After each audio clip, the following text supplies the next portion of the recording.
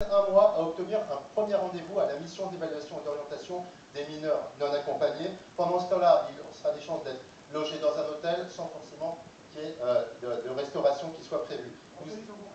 Nous avons interpellé le préfet la semaine dernière à ce sujet. Il s'est trouvé sourd. Il a parlé de saturation des dispositifs. Il a parlé d'abus du système. Il a simplement concédé qu'il n'appliquait pas à ce stade la circulaire Collomb. Notre responsabilité en tant qu'organisation syndicale, c'est d'agir avec vous, les associations. Je vous remercie de nous avoir donné la possibilité de venir vers vous, d'agir avec d'autres. Sur Lyon, nous co-signerons la semaine prochaine une tribune avec la FAS, Forum Réfugiés, Médicaments et de nombreux autres pour dire au ministre de l'Intérieur que nous ne nous reconnaissons pas dans sa politique et dans son approche, nous les Lyonnais.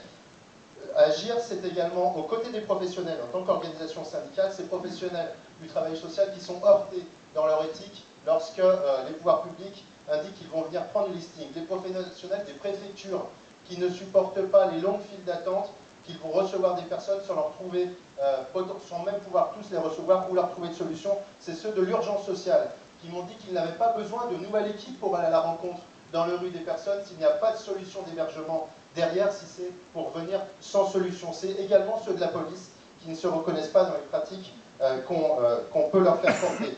Notre responsabilité, c'est de les outiller pour faire face à ces contrôles, leur rappeler notamment le délai de prévenance de 24 heures qui leur permet soit de faire en sorte que les listings ne soient plus disponibles, soit d'avertir les personnes qui le nécessiteraient.